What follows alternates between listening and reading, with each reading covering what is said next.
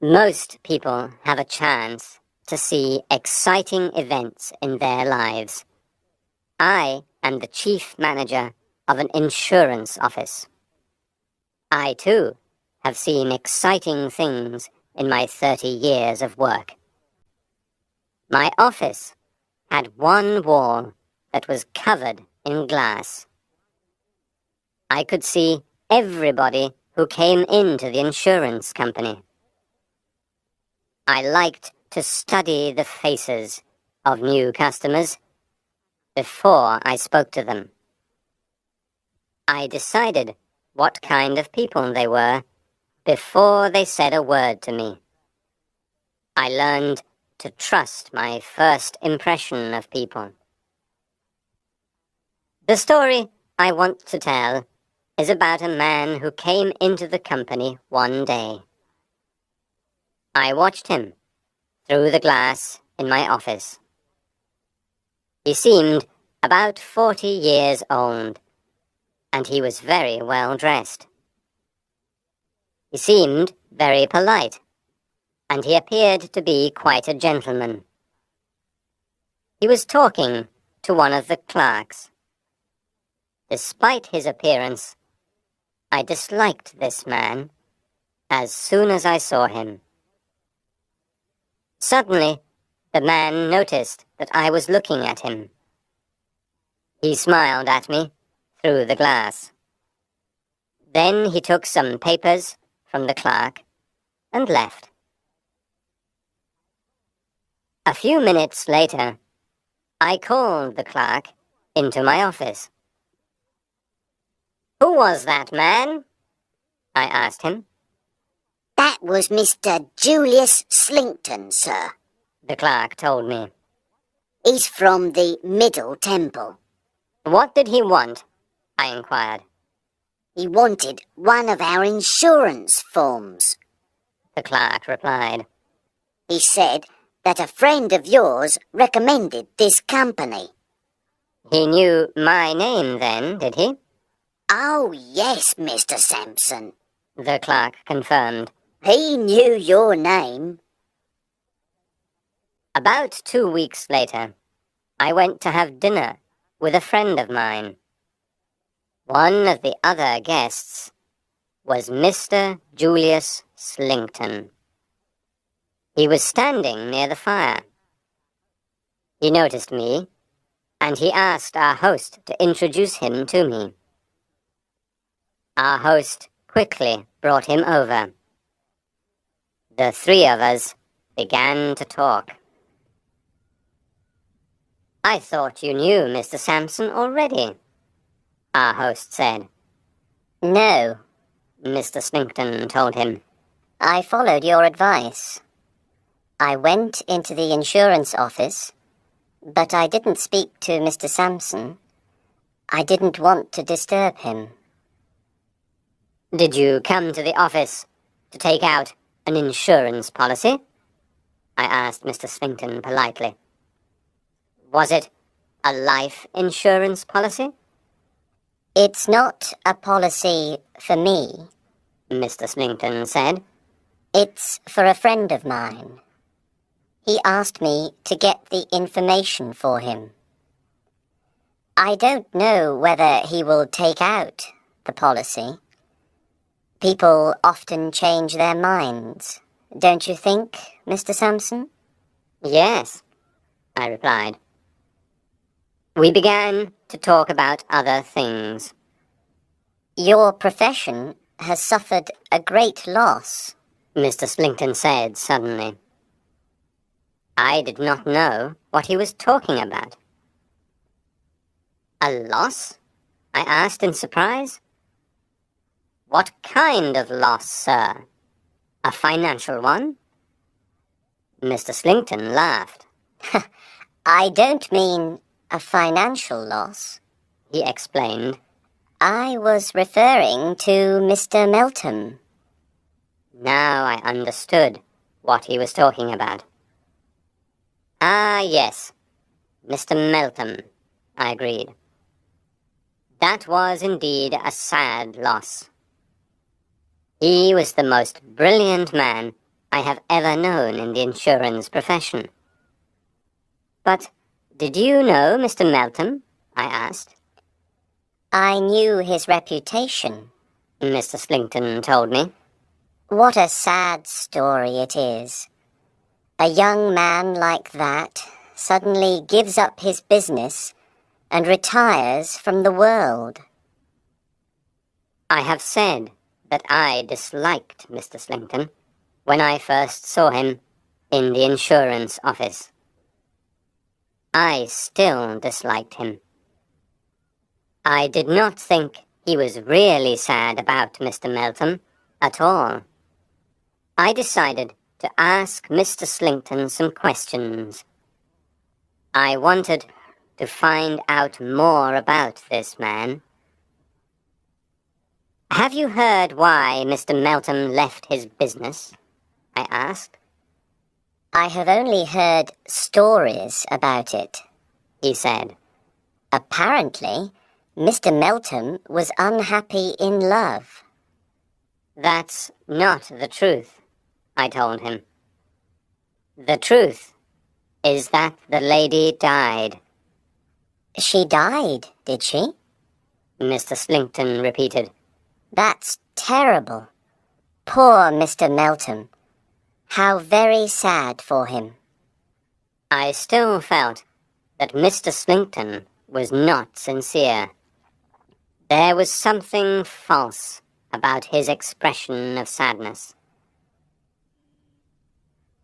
Then he said to me, You are surprised that Mr. Meltham's story affects me so strongly. I can see that, Mr. Sampson. But I, too, have suffered a terrible loss recently. I have 2 nieces, you see. One of them, a girl of 23, died recently. The other niece is also not well. The world is a very sad place. Now I thought I understood Mr. Slinkton. He was a sensitive man who had suffered. I was angry with myself for disliking him. I watched him for the rest of the evening, and he seemed to be a good man. He talked politely to everybody, and everybody seemed to like him. I decided that my first impression of Mr. Slinkton was wrong. I spoke to our host about Mr. Slinkton. He told me that he had not known him for very long. He told me that Mr. Slinkton had taken his 2 nieces to Italy for their health. It was there that one of them had died. He had returned to England afterwards with his other niece. Now I felt that I understood Mr. Slinkton. I was deeply ashamed of my previous distrust of him. 2 days later, I was sitting in my office as usual. I saw Mr. Slinkton come into the outer office. As soon as I saw him, I disliked him again. Mr. Slinkton waved cheerfully at me and came into my office. I have come back, He said, because I want to find out what my friend has done with the insurance forms. I want to know whether he has sent them back to the company. His family are worried about him, you see. They want him to buy a good insurance policy. Perhaps I can help, I said. What is your friend's name, Mr. Slinkton? I asked him. Beckwith, He told me. I called the clerk into my office. I asked him to find out if a man called Beckwith had started an insurance policy with the company. The clerk searched through his files for a moment, and then he brought me some papers. "Yes, Mr. Sampson," he said. "we received these forms from Mr. Beckwith. He wants a policy for £2,000, and he has asked Mr. Slinkton to write a reference for him." "Me?" cried Mr. Slinkton in surprise. He thought for a moment. "But of course I can do that for him." Mr. Slinkton sat down in my office and wrote the reference for Mr. Beckwith. He left the forms in my office, said goodbye politely, and then left. Mr. Slinkton was not my only visitor that day. Very early that morning, someone else had come to see me at my house. The visit was a very private one. No one knew anything about it at all. Mr. Beckwith's insurance policy began in March. I did not see Mr. Slinkton again for 6 or 7 months. I went to Scarborough in September, and I saw Mr. Slinkton walking on the beach there.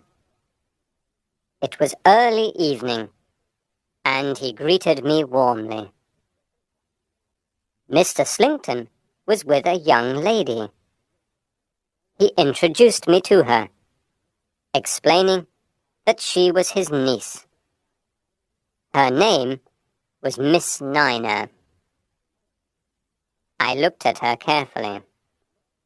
I was sorry to see that Miss Niner did not look very well at all. As we walked along the sand, Mr. Slinkton pointed to some tracks in the sand. He laughed. "Ha ha ha, your shadow has been here again," he joked to Miss Niner. Shadow? What shadow? I asked. "My uncle is joking, Mr. Sampson," she explained. "There is an elderly gentleman here in Scarborough. He travels around in a hand carriage. I see him so often that my uncle calls him my shadow." As she was speaking, we saw the old man's hand carriage come into sight. There was a frail old man inside. As the carriage was passing us, he waved his arm at me. He called to me by name. I went to see what he wanted. I was away from Mr. Slinkton and Miss Niner for about 5 minutes. "My niece is very curious," Mr. Slinkton told me when I rejoined them. "She wants to know who her shadow is." His name's Major Banks, I told him. He's a very rich man, but a very sick one. He's just been telling me what pleasure you both give him. He says it's obvious that you are very fond of one another. "It's true, we are very close," Mr. Slinkton said very seriously.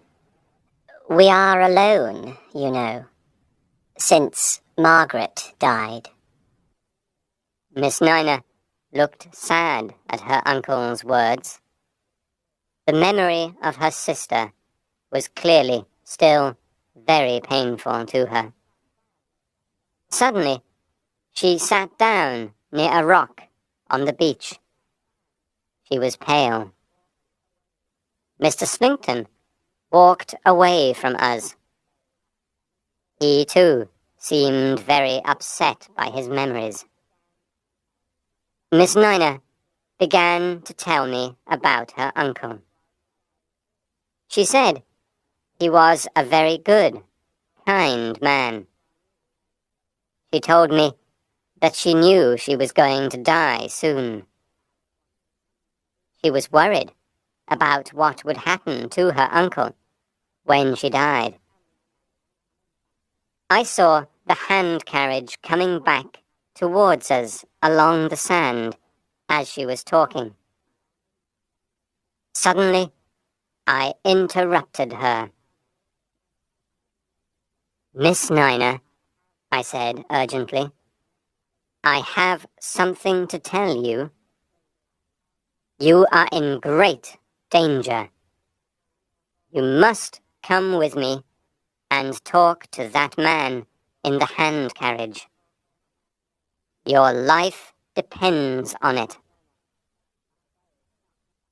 Miss Nina was very shocked by my words.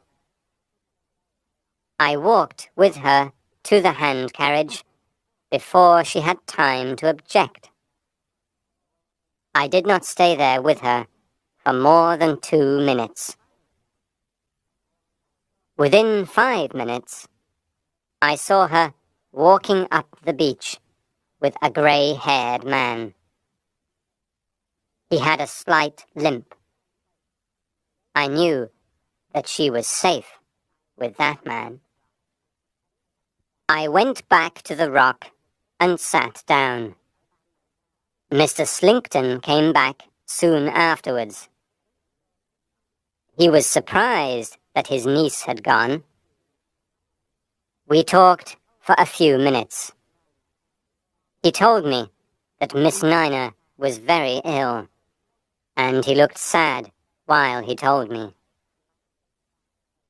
I replied politely to everything he said, but I was holding a weapon in my pocket as we walked along together. Mr. Sampson, may I ask you something? He suddenly inquired. What is the news of that poor man Meltham? Is he dead yet? No, I told him. He's not dead yet. But he won't live long, I'm afraid. What a sad place the world is. Mr. Slinkton sighed quietly.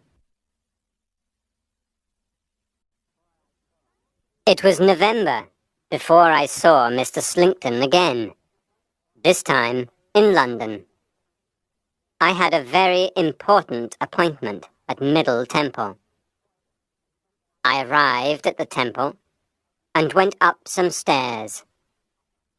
There were 2 doors at the top of the stairs. The name Beckwith was painted on one door. The name Slinkton was painted on the other. I went in the door marked Beckwith. The room was dirty, and there were empty bottles everywhere. A young man got up when I entered. He walked very unsteadily, and he seemed drunk. Slinkton's not in yet, he said loudly. I'll call him. He went into the corridor and began to shout loudly. Hey! Julius! Come in here and have a drink! He called. Mr. Slinkton came into the room. He was very surprised to see me. Julius, this is Mr. Sampson, Beckwith introduced us. Boil the brandy, Julius, he said. He gave Mr. Slinkton a filthy saucepan. Come on, boil the brandy the way you usually do. Mr. Slinkton was embarrassed at my presence in the room. I could see. How is your niece, Mr. Slinkton?" I asked him quietly. "I am sorry to say my niece has left me," he replied. "She went away without a word of explanation." Beckwith held out the saucepan once more. "Boil the brandy, Julius," he repeated. "Give me what you always give me for breakfast, lunch, and dinner. Boil the brandy, I tell you." Now Mr. Slinkton looked even more embarrassed. This was not a pleasant situation for him. He thought for a moment, and then he spoke to me. "You're a man of the world, Mr. Sampson," he began. "I'll tell you the truth." "No, Mr. Slinkton," I said firmly. "You'll never tell the truth. I know all about you." "You want to save your insurance company some money," he said calmly. "You will try to argue that I was responsible for Beckwith's condition and for his eventual death. But you won't be able to prove that, you know. You won't be able to prove anything." Beckwith suddenly picked up his brandy glass and threw it at Mr. Slinkton.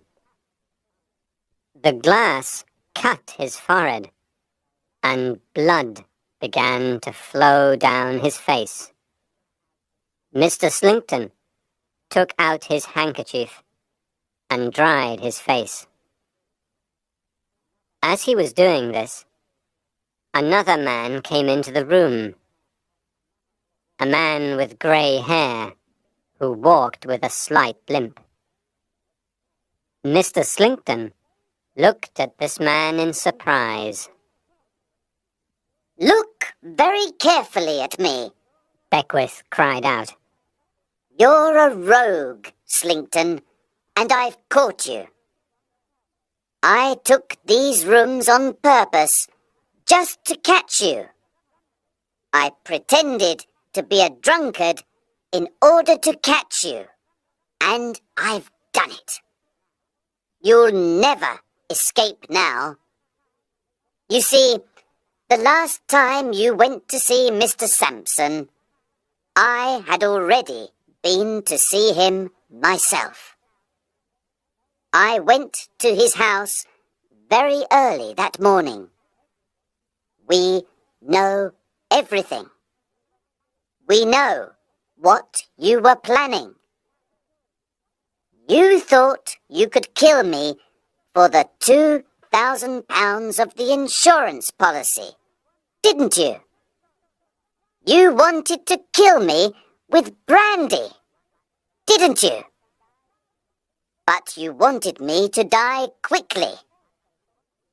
That's why you also gave me small amounts of poison."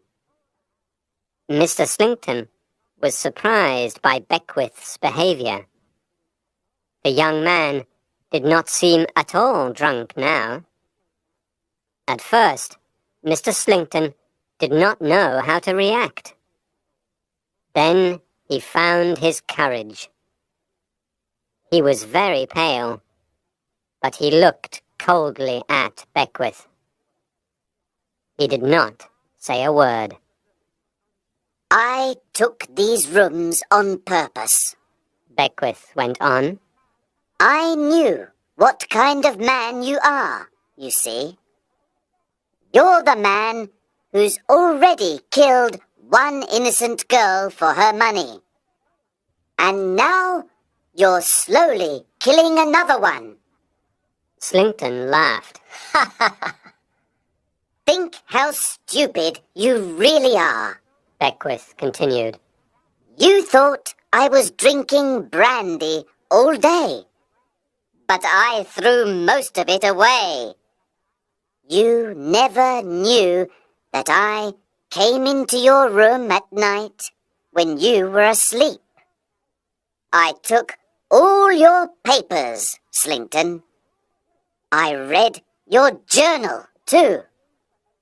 It's got all the information about the poisons that you use.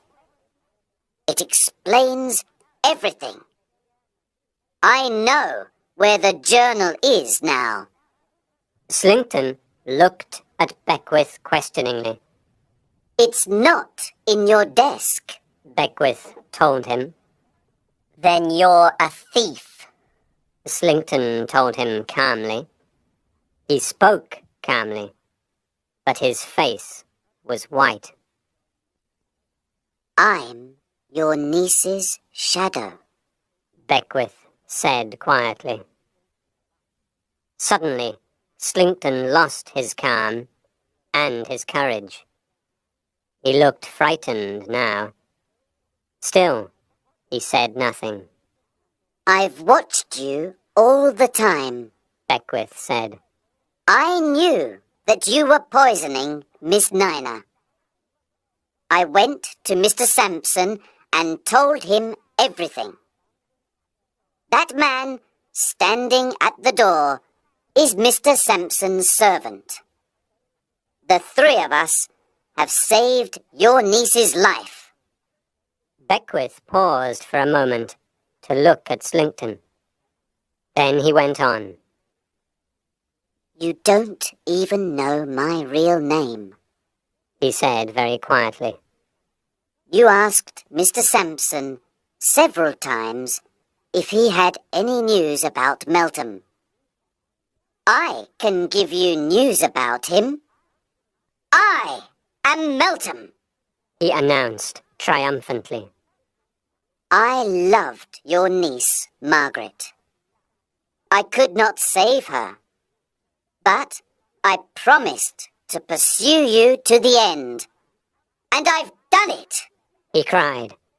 I've hunted you down, Slinkton. Slinkton now looked in horror at the man who was accusing him. He was unable to speak for fear. You never knew my real name, Meltham told him. You are seeing me under my real name now for the first time. You will see me again when you answer the charge of murder in court. And I hope you see me in your imagination when they put the rope around your neck and the crowd cries out for your death. Slinkton turned quickly away from us for a second and put his hand to his mouth. The room suddenly filled with the smell of some chemical. Slinkton gasped, ran a few steps, and fell to the floor. He was dead. Meltham and I made sure that Slinkton was dead. Then we left the room together. I have done what I promised to do, Meltham said sadly to me. My life is ended now. I did everything that I could to help him. But the poor man died a few months later.